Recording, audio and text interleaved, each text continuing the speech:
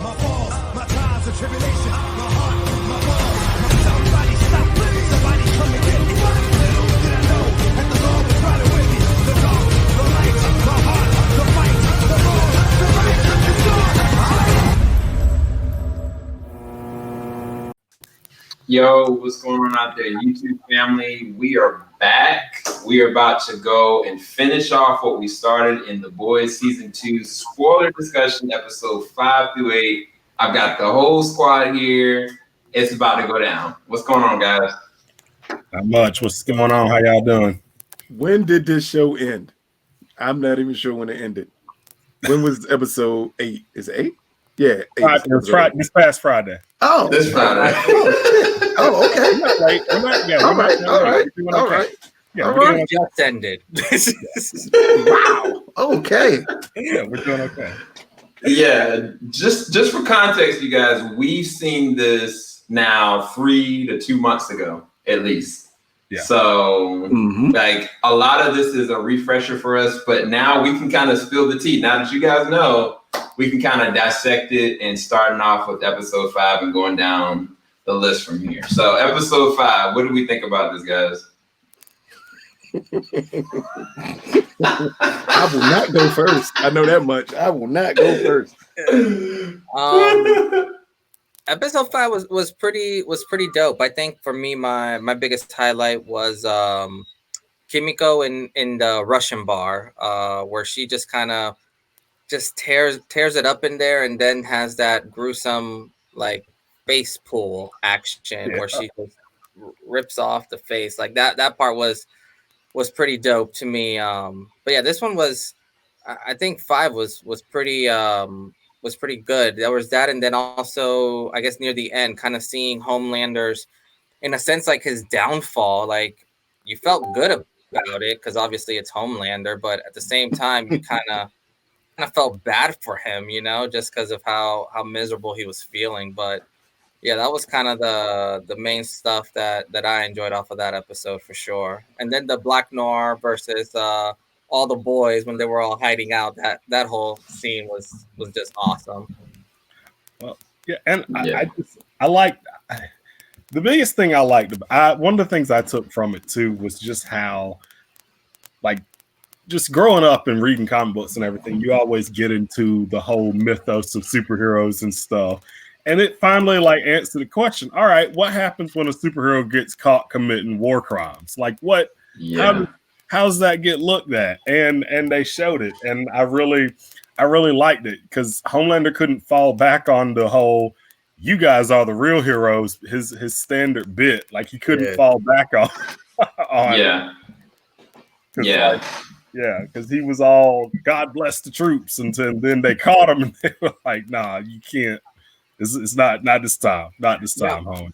And that was the scene where it was basically almost like a dream scene, almost where he ends up killing everybody. Because I remember when I first saw that scene, I was just like, "What just happened?" I'm like, "Homelander deep end." Yeah. So yeah, I remember that one. That one was good. Yeah. Did any of you guys think that was actually real? That he actually did that and like question what was going to happen after that point? I had a feeling it wasn't real, but I wanted it to be so bad. I'm not even gonna lie. I saw that and I was just like, "Oh, this show's about to turn real quick," because I legit thought it was real. Yeah, I mean, one of the things I think for me with this episode is that the last episode, Butcher, he basically got turned away by his wife, and he basically was spiraling, and he went to the shop, went and got like a little doll or whatever, and he was going to take it back to not his aunt's house and go find his dog, and he called Hughie, and like Hughie was like, "What's up with you?" Like, and he kind of just said something really nice. And I was like, Mother's Milk heard like what the whole thing's like, "Yeah, we got to go right now." And basically this episode was about the battle for, you know, preservation of Butcher, because Butcher, he was ready to kill himself. He was ready to die. Like he was giving up, you know what I'm saying? And I think for me, I love that aspect of this episode because it made like a really good connection between him and Hughie. that it had been implied since episode 1, but it made it very prevalent on a lot of different ways of their dependency of together with each other. And it also paralleled ultimately with Homelander really needing Stormfront, because, you know, she set him up for the okie doke, but he kind of dug his own grave too. And so she told him, like, look, do this. And, you know, this is how you get them off your back. And like, he's like, you know what, I appreciate you or whatever. And then, you know, their entanglement happened at the end of the episode. That's what we're going to call it. And, the rest of it was history, to say the least. Well, I'm going to be immature here about episode 5, since you all want to be serious about it, and going to say my favorite part of episode 5 was my Justice League shoot with Maeve coming out to the world. That was my favorite part of episode 5. Oh, see, man. as we talk, I will always remember stuff as we start talking, and all I can remember is that whole scene and feeling like this must be what it feels like to be Zach shooting Justice League and just making characters do things that make no sense. And for the way Homelander played it, just as a way to embarrass Maeve, is what I paid the most attention to. Because at a time where he's coming across like he is supportive of her, when you know he's only doing it to embarrass her, he's psychotic. Because he wants her, and because he can't have her, he needs her to feel embarrassed about everything and every portion of her life. Yeah. I don't even know if he really wants. I just don't think he wants her to be with anybody else. He just wants something to control. He wants control. Yeah, he doesn't know what he wants. He just wants control, which is he's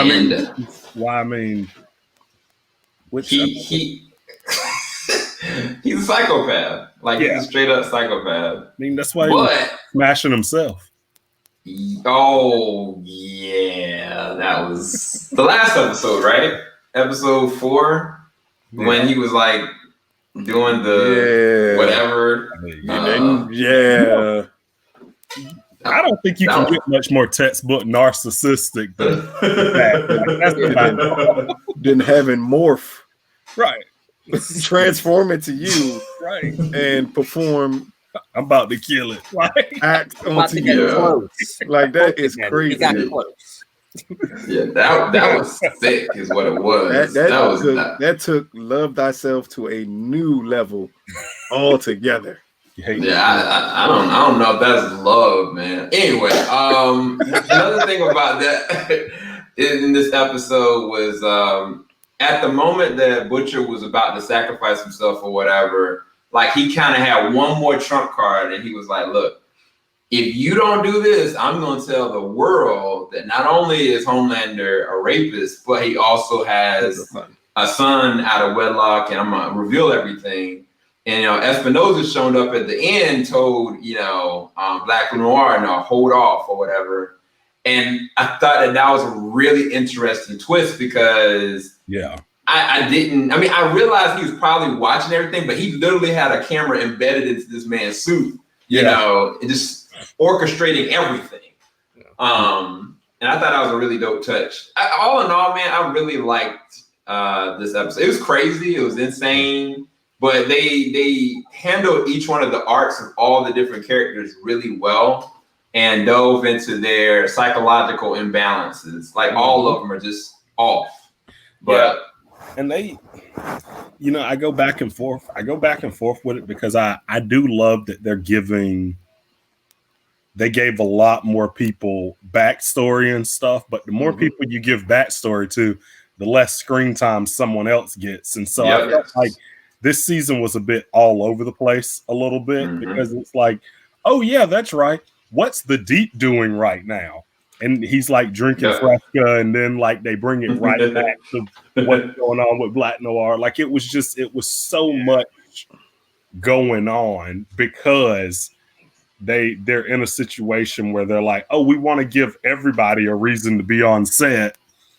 Yeah, did you feel it was almost like the Deep and A-Train? It's like if they really didn't have a good cohesive storyline for this season, but they know they needed them for like season 3 or 4, like if they're planning. Because I thought a lot of their stuff you could remove it, and it really wouldn't have changed much of this season. Like other than the end when A-Train gave Hughie and Starlight like those files. Oh, the last episode 8. Yeah, it's like other than that, if you think about it, they really didn't have a huge role at all. I completely agree, because with A-Train, they used him as a catalyst for us to kind of be like, oh yeah, there's something off about Stormfront. And then, to get a little bit deeper into the Church of the Collective with the Deep, and then ultimately to get the papers. But it was really just small uses here or there. And honestly, with the Deep, outside of the first 3 episodes, they don't, like, his first 3 episodes were it. Like, those were the quintessential best parts of his character in this. He could have went off and got married somewhere, and they could have just left him out the whole entire time up until the last episode, and it wouldn't have mattered. I think because this season was used more as a setup season for the boys, meaning like the first season was a first season of most shows is a throwaway introduction kind of, because I don't know if I'm going to last past the first season. Once you figure out that you are going to last past the first season, and it's a very strong possibility you're going to get a third season, a lot of shows use that second season to set up a lot of things down the line. So I think a lot of we got introduced to so many characters that they're hoping it pays dividends down the line. I mean, in season 3, where you care more about these characters and you build up more stuff while you're not focusing solely on the characters like you did in the first season. That makes sense. And I feel like that ends up happening a lot with stuff that's based off of comic book show, off of comic books, just because like when you're putting out like a monthly issue of something, it's easy to be like, oh yeah, this person's backstory. But when you're making an 8-episode season, it's a lot more difficult. Even though people want to see it, they don't want to wait till season 4 to find out what happened with Frenchie versus them just waiting 5 or 6 months when an issue comes out every month with a comic book. Like it just hits and feels different. You need that backstory way up front I feel like in a TV show versus in a comic book, or even just a regular book. Like it can wait a little bit longer, especially in these short form type of television shows where you get the 8 to 10 episodes. Right. If you get somebody like the showrunner here who's accustomed to doing 22 to 23 episodes a season, right, and now you struck him down to doing 8 episodes a season, like he wouldn't even be through season 1 of a show regularly after 2 seasons of The Boys.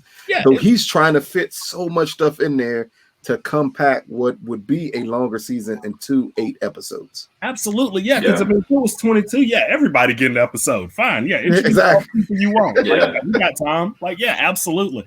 But it wasn't a Smallville or Supernatural. It wasn't a CW show. It's just 8 episodes. And they're done. Which is, I think, why they're probably doing a spinoff series. They realize, all right, there's too many characters. We need another show. We need an overflow. I was kind of like weirded out when Butcher had like his own little small spinoff like moment, and I was like, why didn't they fit this? And then I looked at the whole second season. It was way too much, and that's probably the reason why they decided to have it every week instead of just giving everybody like the way we watched it, like one completely time binged it. To flood your mind really quickly and have you forget the little nuances that they want you to remember, because again, a lot of that stuff is going to pay off in season 3, so they need you to remember it, and it's better for you to remember it if we go week by week. I hope it pays off. I'm sorry, go ahead, Sam. No, I was gonna say that was a good segue, because like this character that showed up in episode 6, because in episode 6 they decided to go and infiltrate Vought's compound that Stormfront was kind of like overseeing or whatever. And you kind of find out that the people that were a part of the ward, they've been basically injecting them with serum, Compound V. And, you know, like a character like this, like, I was like, is this the version of Magneto? Like, what is going like, what is she capable of? Like, I had no idea. And then I realized, wait, she doesn't just, you know, destroy metal. She can destroy anything with just the closing of her hands. And at the end of this episode, she made it out alive. And actually, she showed up at the end of episode 8 again, which is weird. So you assume you got characters like this that are going to later on, you know, pay off. But even episode 6, though, I did like it. But to Lucas's point, it's kind of like if you were trying to just flood through this, you really would miss, you know, all of Frenchie's arc, because Frenchie had a really deep arc in this one. Like this is his most emotionally resonant arc, because it shows why, you know, in the first season the team didn't respect him, why Mother's Milk had an issue with him, why everybody kind of didn't depend on him, why he kind of just secluded himself off from everybody, but yet played it off. And it was a really good character moment to watch him. Like, it was I don't know if there's a picture of it, but there was a moment where he started to kind of understand what happened with Lamplighter and what they did and didn't do after, you know, the kids got torched, and he just started to freak out.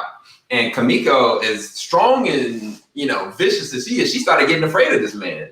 And they started to really understand what was really wrong with him on the inside. I thought it was a really good character moment, but it would easily be missed if you're really not taking it as it is at a time. And there's so much going on, even in this episode. Yeah. Because was this the same episode that Homelander found out that Stormfront was a Nazi? Right? Yes, because it's revealed she's Liberty at the end of episode 5. It's revealed that she's Liberty at the end of episode 5. Yeah, episode 6 is when she tells Homelander about how she's like Frederick Vaught's widow. Yeah, that's it. And she was born in like 19 world domination thing. That's right. And Homelander's like, all right, that's cool. Like, he accepted it really quick. Like, it was really concerning. Like, I feel like if somebody was like, by the way, like, I know we cool and everything, and this is our second date, but I'm like, I'm a Nazi. Like, he was like, oh, word, that's cool. Like, it was concerning how quick. But don't forget that this episode also, in the beginning of it, was when they stopped that bank robber and they were like exploding his head. They had round 2 of getting close together. I love the way y'all are trying y'all best to not say what they were doing. I love it. They were for anyone who goes hunting, they were checking for ticks. Very close. Wow. Super intercourse. There you go. Super course. They were having super course. Yeah, but no, they were they were doing that, but then like he wanted to spend time with her. He left her some flowers, you know, and she just kind of like went and did her own thing. He got pissed, burned down probably burned and killed some folks. Yeah, and like, he was done with her. You know, he was like, "Yo, I'm about to kill you. I'm done with you." And she had to kind of spin it. And so she was like, "You know what? This is everything, and you're everything. You're everything that I want." And it all, you know, it does lead into something more, because the more, you know, it gets closer to a realization that she really just wants to know about the sun. She really wants to use the sun. You started to get a different side of Homelander that I didn't expect, was when she was trying to put pressure on the sun to try to go and be this soup and do this and do that. And he started having like a heart. Like, he started like feeling like, you know, he might really need the mother, but you're my girl. Like, you're my girl, but that's my baby mama. And he started having that conflict, which normally it's like, if he didn't care, what would it matter? And there's a part of him that doesn't want to see his son go through what he went through, even though he really loves her. Which I think that's going to be a good segue to talk about the last scene, episode 8, and how y'all felt about that, because, you know, the last episode, he accidentally killed his mom, and he technically burned his girlfriend to the ground and turned his dad away just to go with somebody he just met, 15 minutes prior. Yeah. And that hurt Homelander. But I mean, what did y'all think about that scene? I just wanted to talk about it because I felt like that was one of the most interesting payoff scenes in the series, honestly. Right. So first, like, we jumped a bit to get to that, but yeah, like a heck of a bit. Because first off, like that whole episode, that whole last part was pretty bonkers. Like, how bad did somebody gotta get beat to default to factory settings? Like, homegirl was back to speaking German again. Like, all right, so we can that part was pretty interesting that the kid went with Butcher and all of that, and Butcher made like the arrangement where now the boys are pretty much scot-free. Homelander's just in a crazy place because he's like, oh yeah, I have to pretend that I'm not cool with my Nazi girlfriend that just got tagged up by the whole like both teams jumped her at the same time. It was like, okay, like it was bad. Like so Homelander's in a bad place, and he cleaned that whole house full of soldiers. Dude, yes. When he came out and that picture right there. Like not a game. Yeah, you know that those laser beams did not cause that blood splatter like that. Like he was tearing people apart. Yeah. Yeah, he was cutting them. He was cutting them down. And I mean that's been the whole show though. Like I feel like the show really, really sells their violence. Like no holds barred, exploding heads. Like it's just off the wall. But I mean, and that's the whole nature of the show. Because I mean, even going back to when we were just talking about how so much stuff happens, even back in episode 6, when we see, I mean, in like a 15-minute span, we see like Lamplighter burn someone alive, and then you get Frenchie's backstory. Then Mother's Milk is getting choked out by and like. It's just a lot going on all at one time, and all along it's like that would make this show rated R. That would make this show rated R. Didn't even know they could do that, and it's still somehow rated R. That could make it rated R. Like they really, really just thrive in the gratuitous violence, and so it's getting to the point where nothing really shocks me. Like honestly, I was prepared for anything going into episode 8. After the court hearing in episode 7. Oh man, that court hearing was wild. Yeah. I would say for that last end scene in episode 8, since Sam skipped all the way to episode 8 from episode 6. Yeah. So I'm gonna let him do that right quick. But I amazingly felt the end scene felt more like a cop-out. It felt the easy route. To have everything work out the way it did. Like I was expecting more of a twist from the boys there. They played it safe with the clearly he kills his mom, and clearly he's not gonna go with his father. He's gonna go with this guy he barely knows, and then the guy's gonna magically ship him off somewhere. It's like it. I was expecting more of the ending than I got. Not the ending of the entire episode, but the ending of the Homelander and the kid and the mom part. I was expecting a little bit more, and it felt at the end like they just decided to play it safe. Like this was the time where they needed to play it safe because the rest of the season is bonkers, and they're gonna play it safe here. But I wanted like And I was like, I wanted Homelander to kill his son. It made perfectly good sense why he would do it.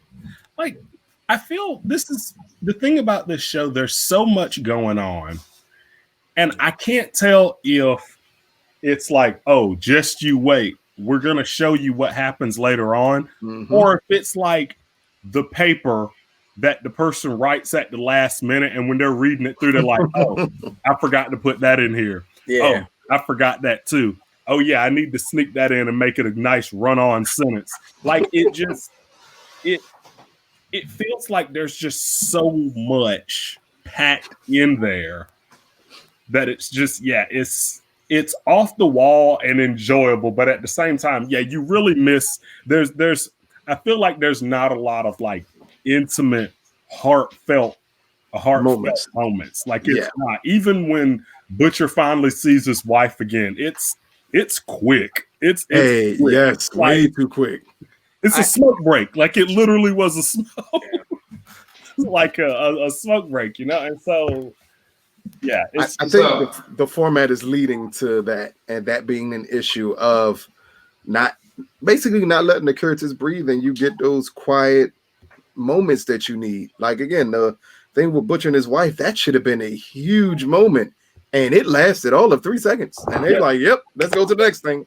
Yep. Like it was nothing. Even with Starlight and A-Train when she sees him again, like that's a moment that they just can't pull off and make it happen.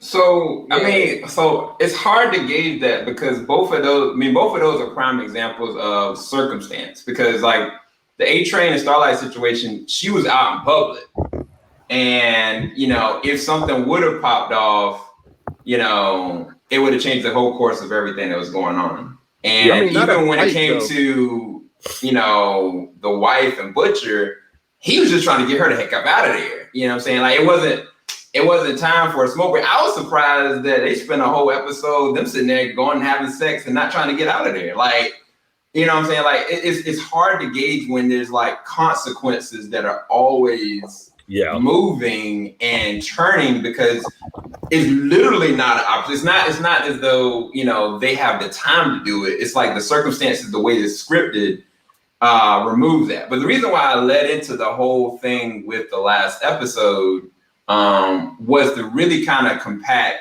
Homelander. This whole entire, last season we knew the man was crazy, he's narcissistic, he was a psychopath. We knew that. Yeah. But this season, there's levels to it. There's levels to you seeing certain moments, and I think that's where they get really well. The moments that happen in this really do shine a light on certain different character building moments. I think that's what kind of Lucas was alluding to, that this is kind of set up for a lot more moving forward. But specifically with Homelander, like it was like people keep pushing this man, and I'm like, he could kill anybody and he could get away with it, but they keep pushing him. But he's been so used to being controlled that he's conditioned to have to follow this mode. And, this was the first time he had something that he felt like, this kid could be different than him. This kid could be better than him. This is something that he could really, make a difference technically in being a part of his life. And like, he felt with the best part of his heart that, what he was doing was right. Even when he went and brought in Stormfront to interact with the kids, he felt like, oh man, the wife has been, or the baby mom's been sheltering him so much that he doesn't even know what's what. But then when he had that moment where the kids started freaking out in front of the public, it brought him back to memories how he felt.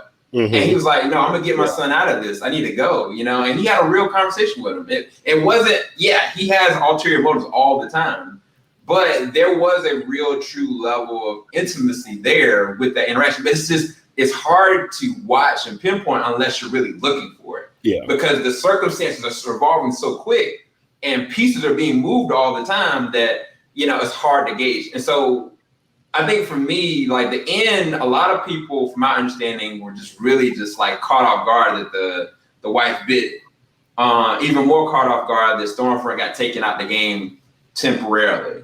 But I felt, for me emotionally, it was just hard on Butcher more than anybody else because Butcher, one, wants to kill nothing but suits. He wanted to leave the son behind from Rip, and he had planned on doing that, you know. And after all this, the one person he was trying to get out is dead.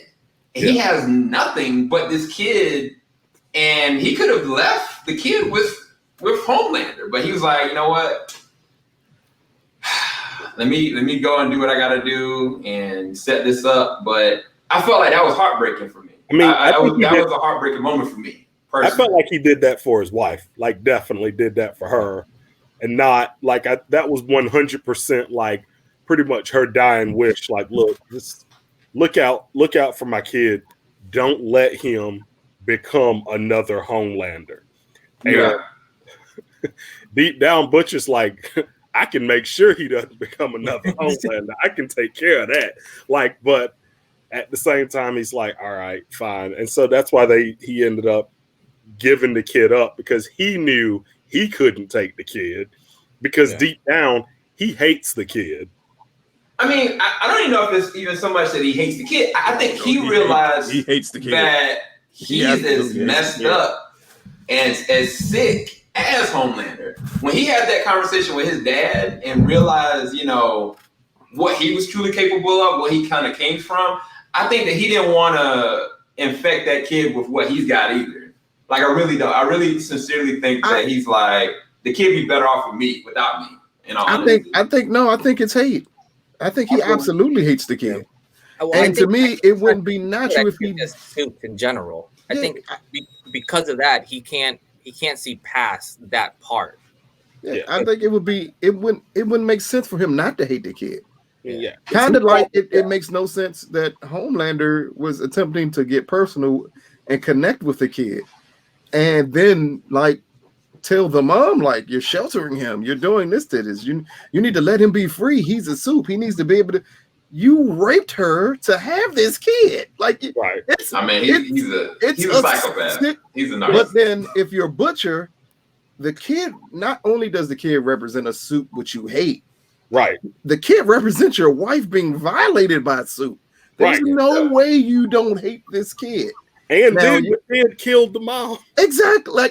Like, I would say at that point with Butcher, he possibly hates that kid more than he hates Homelander. Right. The issue is, though, he promised her to keep the kid safe. So that's why he shipped him away. Like, oh no, he can't be. He's not safe around me because I'm going to kill him. Right. Not like I'm a bad influence on him. It's like, no, I'm going to kill him if he's around me.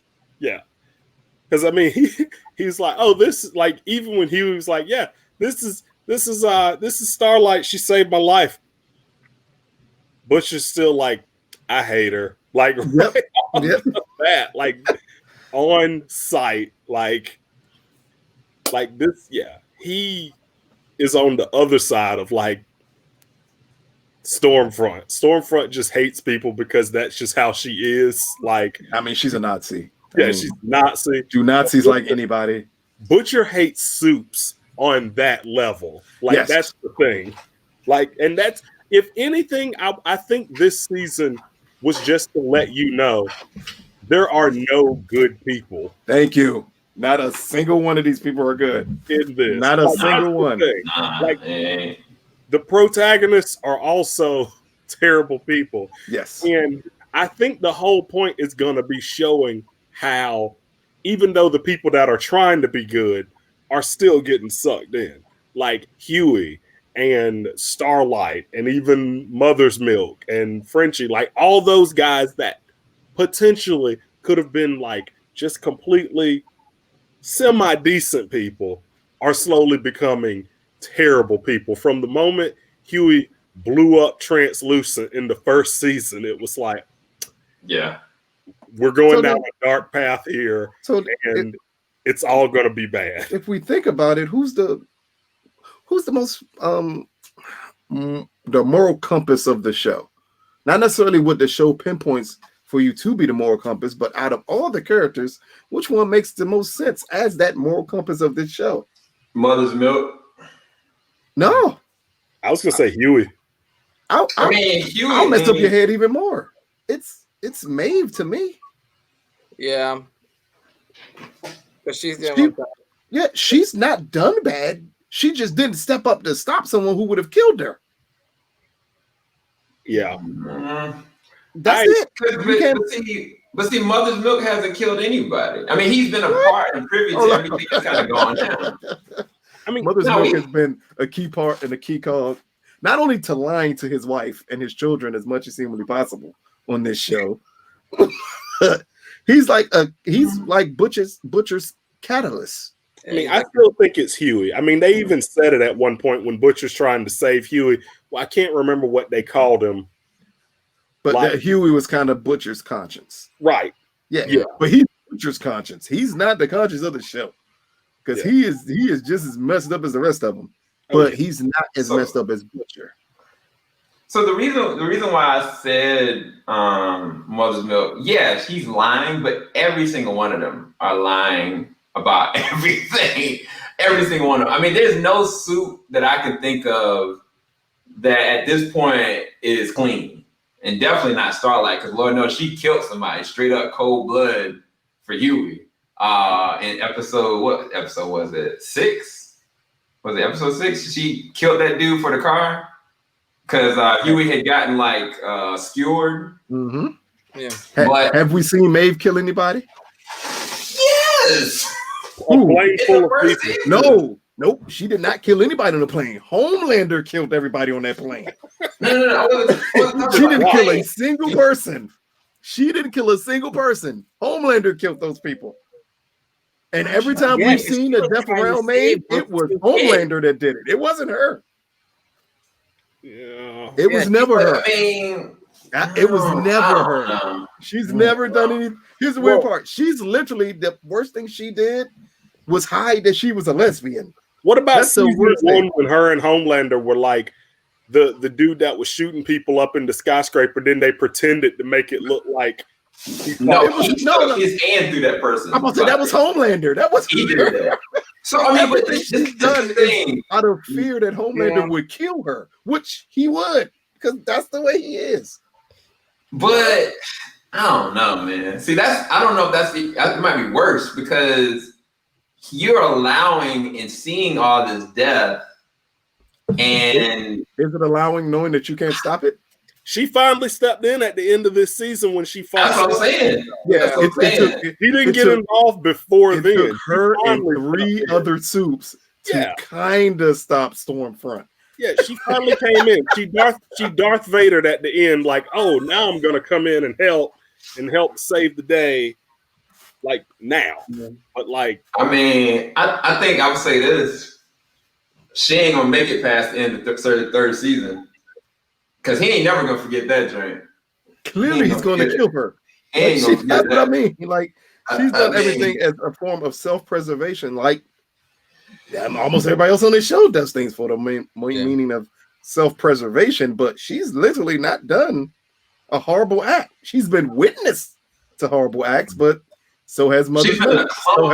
She's been an accomplice.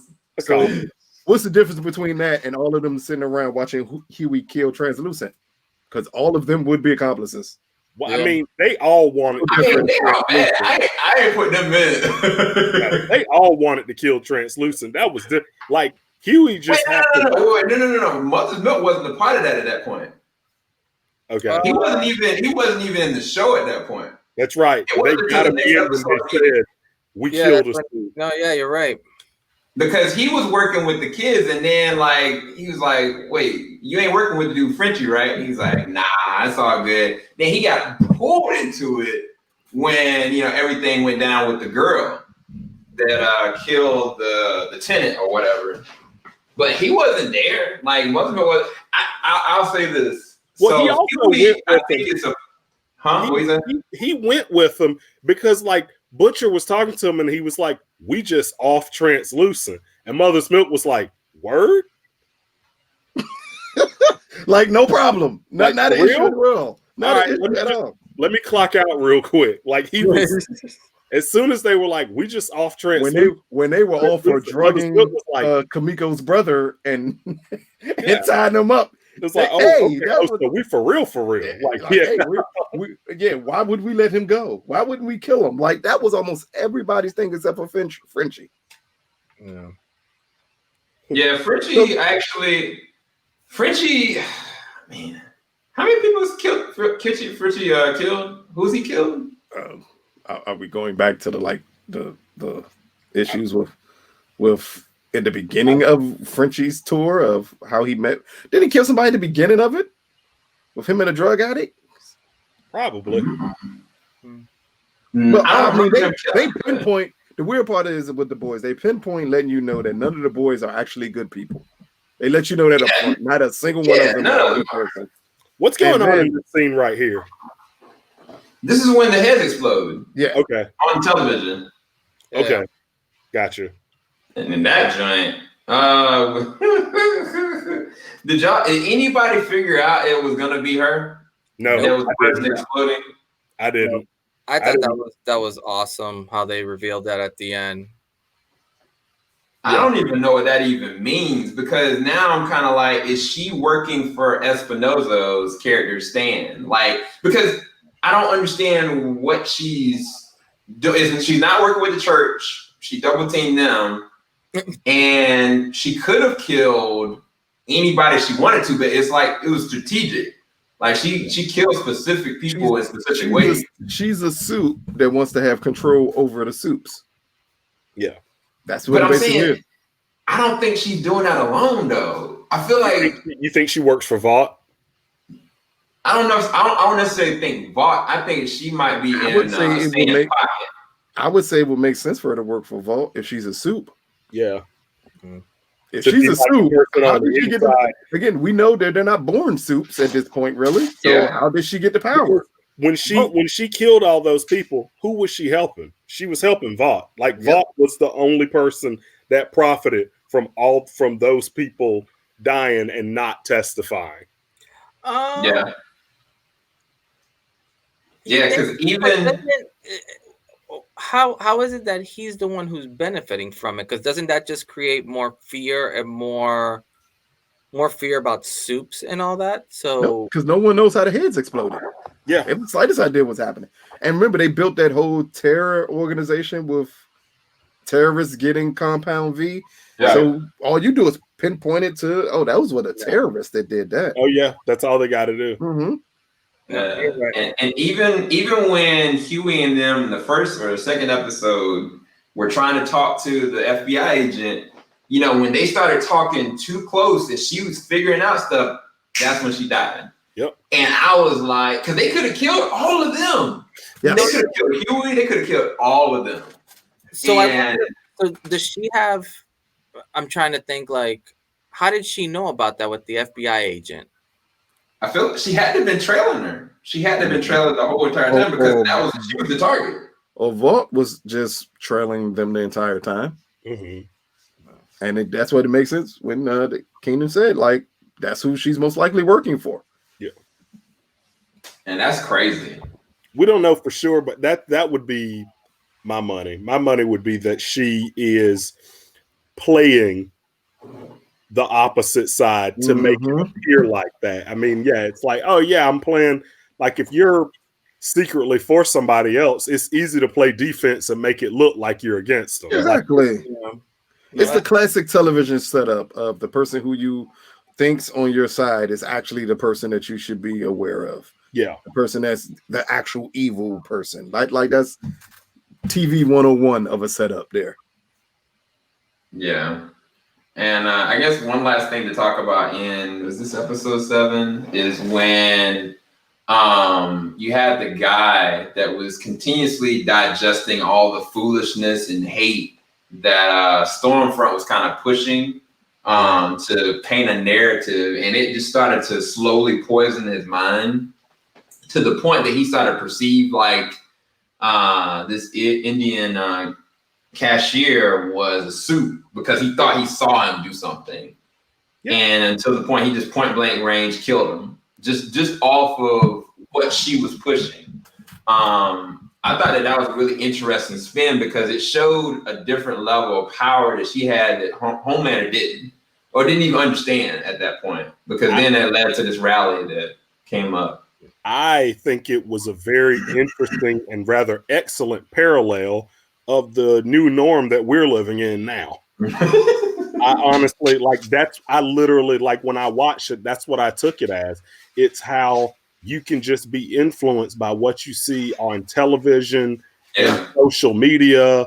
And if you're in that bubble, you end up getting talked into and becoming something that you never thought someone could be capable of, simply out of fear and xenophobia and what they don't understand. And so I honestly, when all of that was happening, I really took it as a parallel of current events. I really did.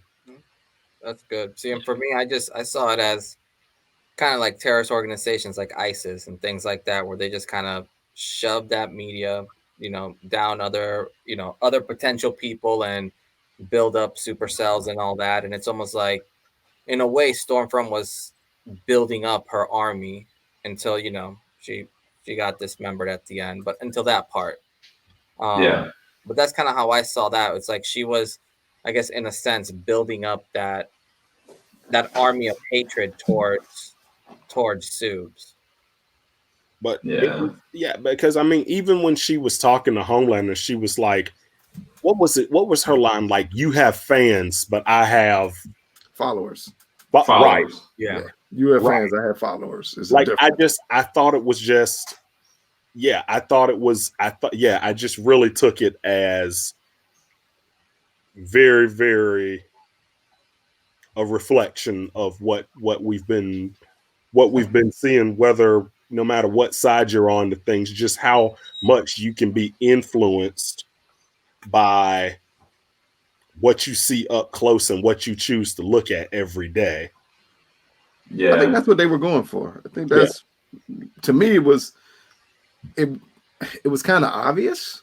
Yeah, like that's the whole angle that they wanted to play here with Stormfront. The moment they started having rallies, I'm like, okay, so we're going down this path. Okay, so you're going to show this. So then it just obviously transitioned to, well, you're scared of suit terrorists, and this person looks like what we think a suit terrorist should look like. So let's pinpoint them and and then show this racism towards this character. Like, I expected it at that point, because they wanted to bring in current events into the show and just use soups as replacements for politicians. Don't they even at one point say, like, keep America safe again, or make America something of that nature. Yeah, and then they show Homelander with like a Confederate flag cape. Like, I caught that in there too. Like, there was a lot of it was right on the nose. I think the weird thing about Stormfront is that if she would have just stayed away from Homelander's son, she'd have been better off. I think that she wanted way too much too quick. Yeah. Like, she really did. Like, if I was Stan Edgar or Espinosa's character, I would have reeled her in, because if they would have kind of like slowly bid their time, she would have gotten everything she wanted in time.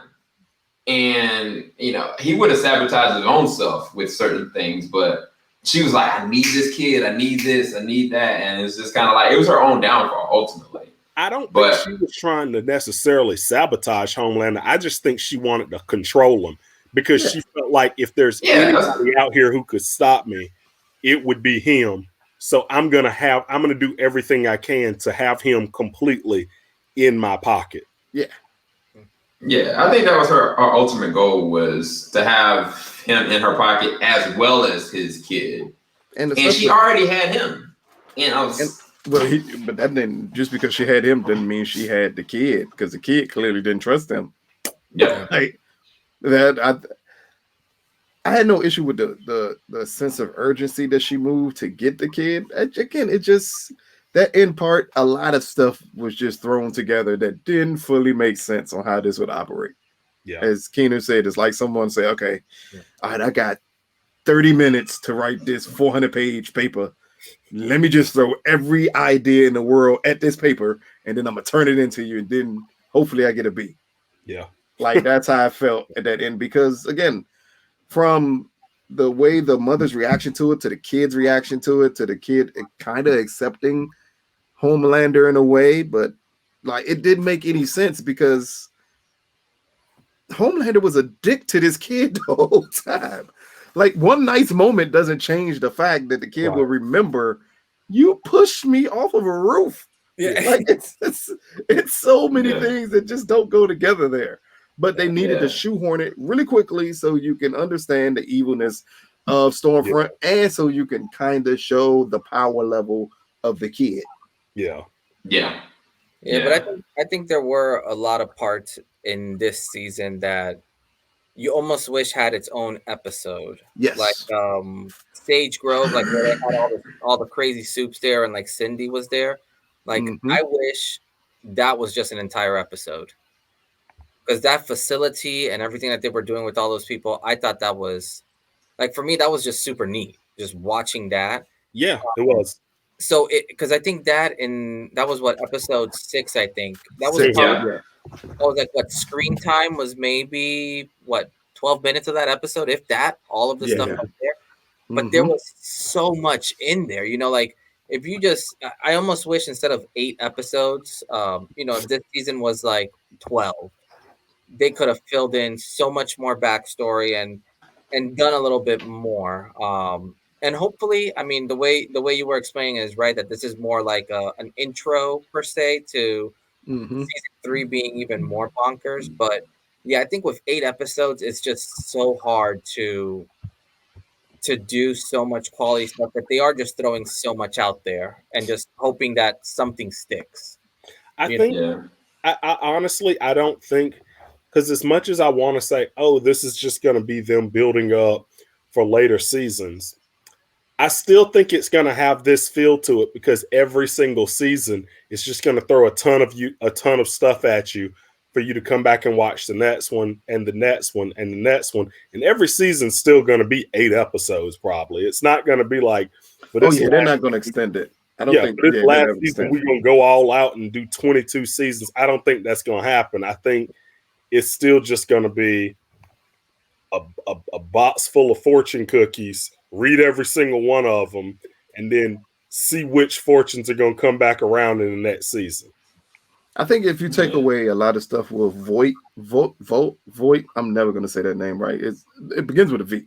You take away a lot of stuff of that company away from season 2, and then you can let the rest of the performances breathe. That's going to be season 3. Because they've already explained this company to you now. Yeah. So at that point, if I could take a big chunk of never having to explain this company to you again and then putting it into the characters, I get to pay off more stuff. I get to pay off storylines from that season, including bringing in people who we've mentioned in season 1 and season 2 and bringing them into season 3. Yeah. So I could transition that way. So even if I only do it in 8 episodes, I'm pulling back so much stuff that I don't have to do anymore because season 2 should lay the groundwork. Season 2 is going to be the season where if someone was to watch The Boys and they would ask you, what season do I have to watch to know what the hell is going on? It's going to be season 2. You could literally skip season 1 and be perfectly fine. And season 2, you have to watch.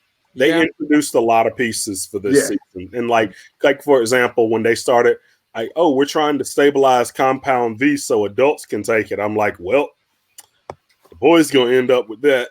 That's going to be a thing. Exactly. Like eventually, I know that's going to be a thing. Like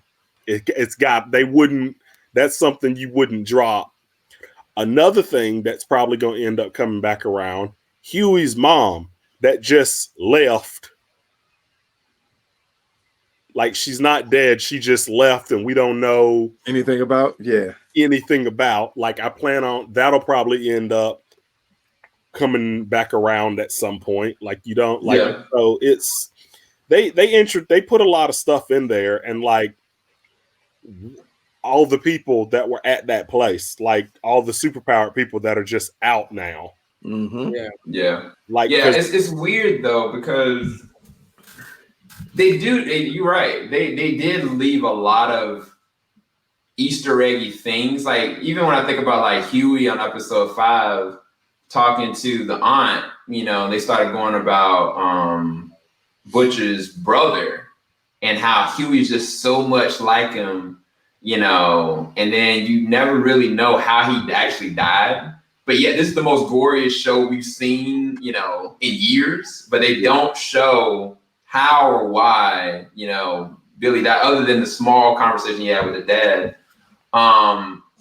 It does seem like there is a lot left open in the door, specifically with Hughie. But when it comes to powers, when I think about somebody like Butcher getting powers, that's terrifying to me. Yeah, he's not the type of individual that should have powers. But I think the weirdest part of this all is going to be powers are going to become more rampant as the seasons go on, but the boys will never get powers. You don't think so? Never. It's because it literally goes against everything of who those characters are. Like that's completely against anything. Butcher hates soups in every way, shape, form, or fashion. He feels he can kill any soup. So the last thing he would want to do is have powers. It'll be the last thing he does. I think he's gonna do it. I think it'll be the last thing. I don't think he would, though. I don't think he would ever get powers. I see if someone else got powers, I think he would kill him. But what if he gets captured and they inject Compound V into him? I don't think Vought, all of them combined see him as that important of a nemesis to them to inject him with powers. No, but think about it like if it was like Homelander doing that. Oh, you mean turning him into the thing that he hates the most, what you're saying? Yes. I think Homelander is just narcissistic. So the last thing he would actually want is Butcher to have powers. Out of fear that if Butcher gets powers, he may be stronger than him. But think about it. It's almost like the whole does Batman exist without Joker? Like you need a like an arch nemesis. But see, I look at Butcher like Lex Luthor to Superman. Like Lex will never make himself have powers. He thinks that he can kill Superman without any of that. And I feel like that's what Butcher feels like. It's just weird, man. But it's kind of like Butcher acts like a combination of Batman and Lex Luthor.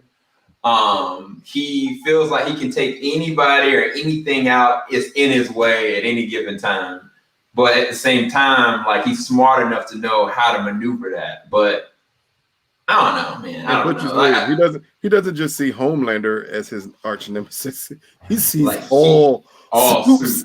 Yeah, arch nemesis. Man, it's crazy. Dude. He don't care who it is. He's crazy, he hates bro. all soups equally. It's crazy. Maybe Homelander's son. He hates him more than any other soup. He hates that little boy. He gonna kill that little boy. He hates that little boy. Did y'all think that the episode at the compound with all the different like crazy superhero soups was kind of like a better New Mutants than New Mutants was? Even I ain't even seen it. Nah, I can't say it because I haven't seen New Mutants. Yeah, I'm not gonna say that yet because even though as much as I enjoyed the concept of that episode, it was still crazy rushed. Yeah, I mean the soup that we remember the most, we just not talking about it. There's one soup I remember the most from that episode. Yeah, and I'm highly confused what that power was because I erased that from my memory. No, we are not talking about that on the show. That's an odd power to have, but that's the suit that drew the most attention from this episode. So no, I'm not going to say that because we don't know. It did, as Keenan said, it felt rushed. It felt rushed in the end. You rushed through this episode. Like, yeah, it's a super prison with people with superpowers, and Lamplighter kills them if it doesn't work, and then this guy's got a giant thing that chick can like crush things with her mind. And then a dude outside with the other power. Yeah, and then while you're trying to get a grip on that, Stormfront comes around and lets you know, oh yeah, I'm a Nazi, and my husband was a Nazi, and he made me into the first Nazi superhero.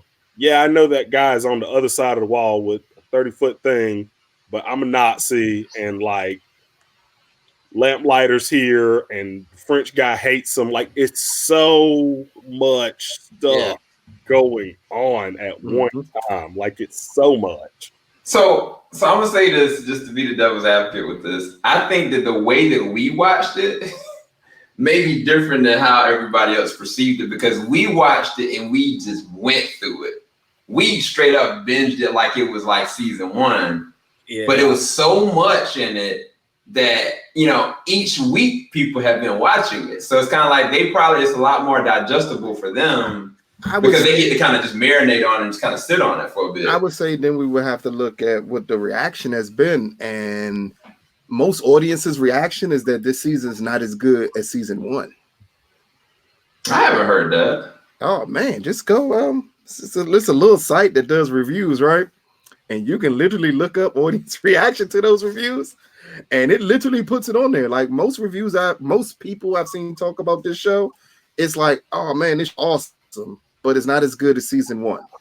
Let's see, it throws a lot at you. That's all they say. It's so much going on here, but it's not as good as season 1 is. It's not bad. It's just not as good as season 1.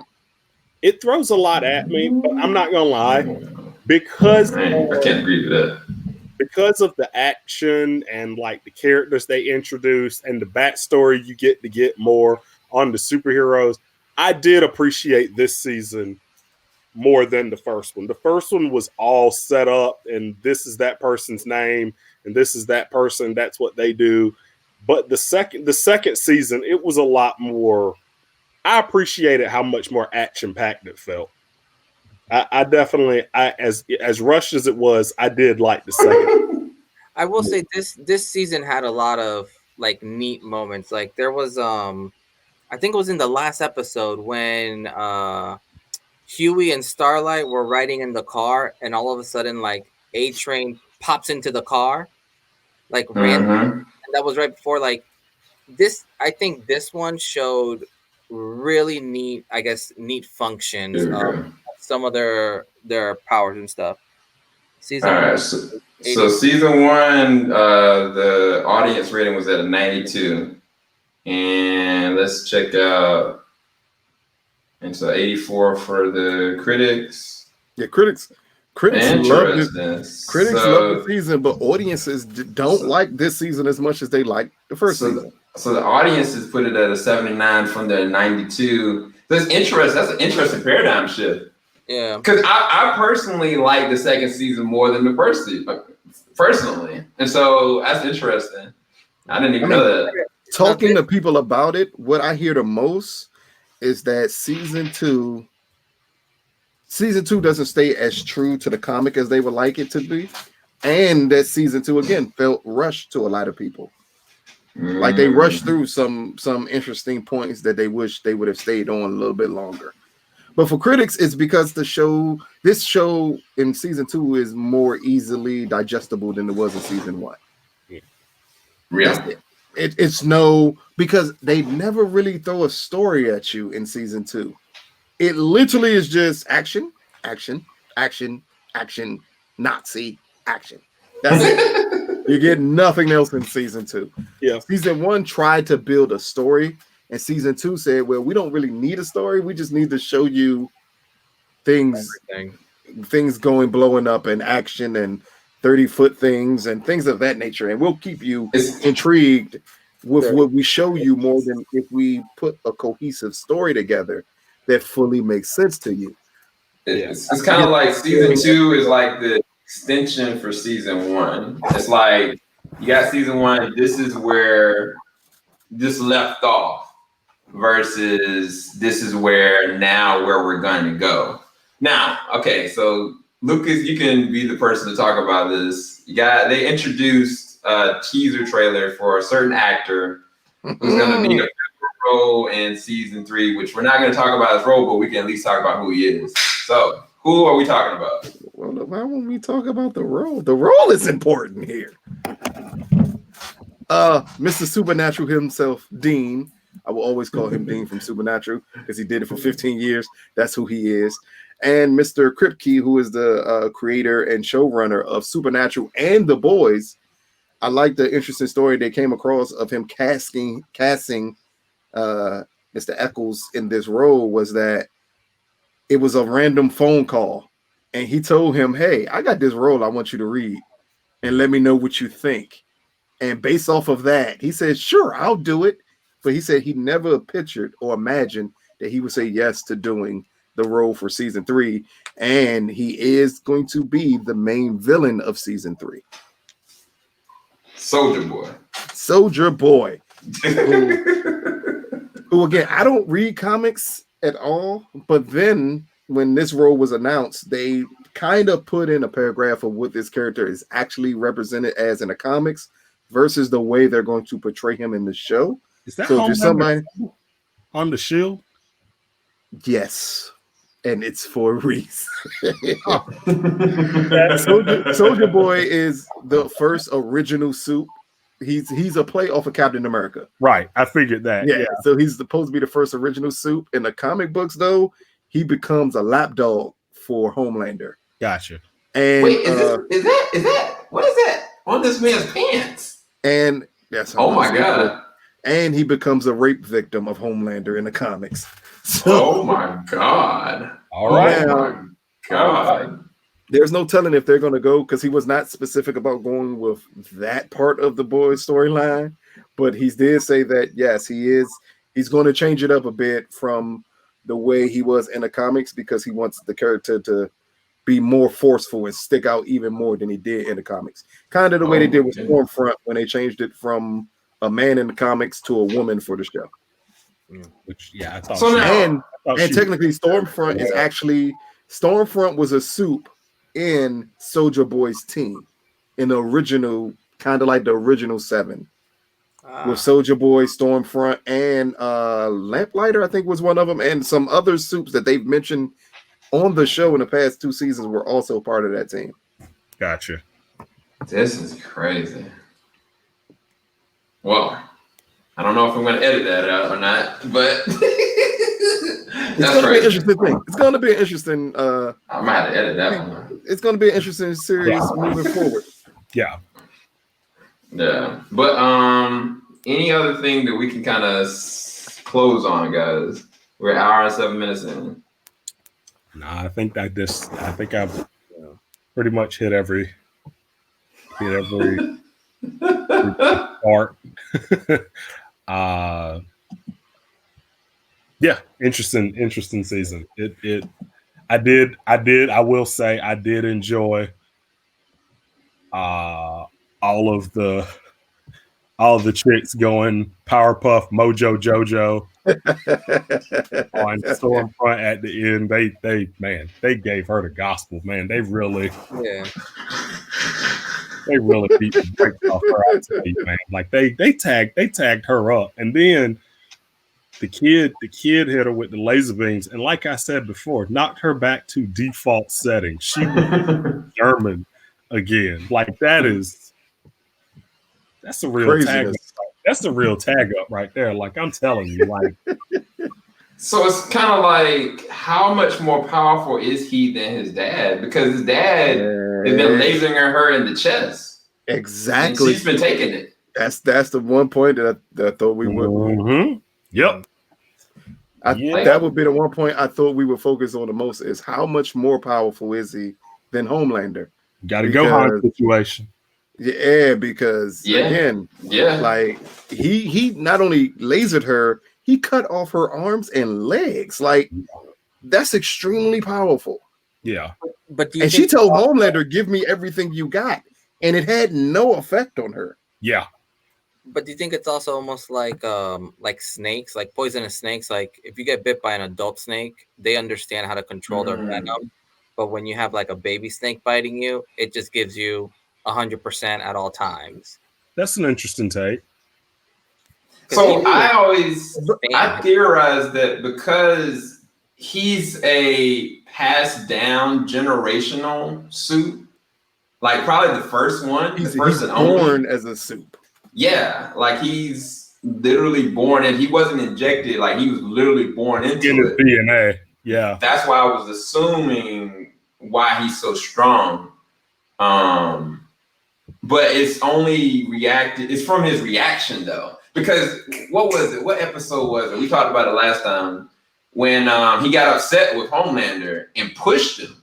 Yeah, and he had never been knocked down before, and like I'm like, what the heck is this? Yeah.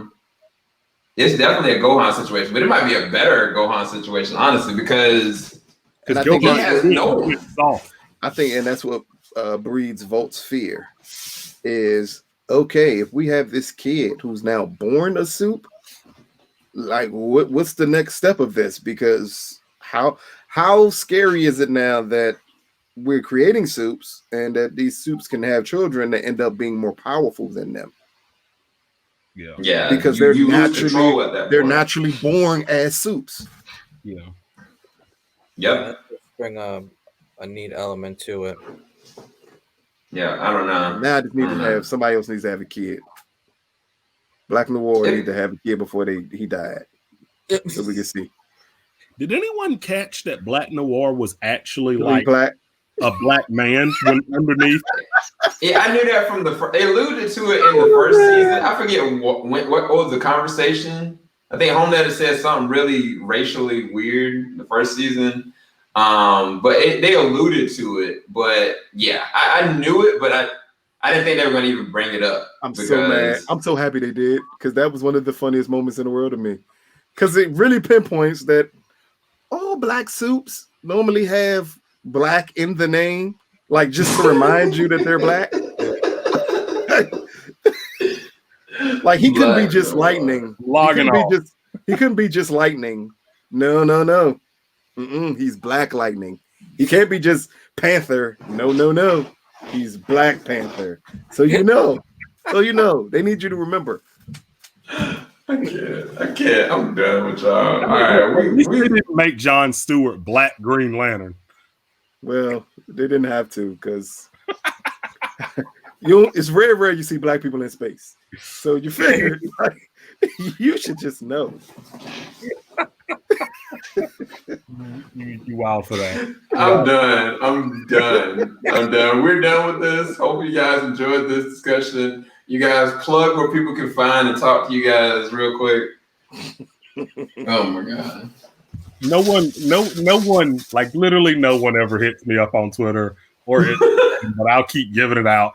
Twitter, I'm at Keeden7, that's KEEDEN with the number 7. I'm out there. No one wants to talk about this. 2020's bonkers, man. 2020's bonkers. Don't nobody want to talk to me about X-Men. Like I'm telling you. Like you gotta switch it up. You can find me on MySpace and Friendster. I still got my Zanga somewhere out there. You already know. Just hit me up on Black Planet. I'm still on there. Right. I can't with y'all, man. Lord. Okay, so Lucas don't know where his hold up. Nope. I looked it up. It's a damn shame I gotta look up my own Twitter name. That is it's let_me_B_G82. That is my Twitter. You can catch me on JVS with movie reviews. You can catch me on Big Gold Belt with also my power reviews. And what else do I do in there? Oh, and my show, The Rundown with Luke. Yeah. All right, you guys. Hope y'all enjoyed. We'll talk to you guys next time. What show are we gonna cover next? We'll see. Who knows? Who the heck knows? I don't know what's next. All right, later, guys. Yeah. Swamp Thing. You said Swamp Thing. Did you say Swamp Thing? You know we already done covered Swamp Thing. I know, but hey, that's the best show I can think of. It is the best show. It is. No one's going to cover LA's Finest or none of the rest of them new shows that coming out that are old shows that no one cares about. Maybe The Third Day. I don't know. Anyway, we're gonna go. All right, y'all. Season 2 of Transformers, hopefully. Oh no! Oh! Okay. Yeah. That's anime, ain't it?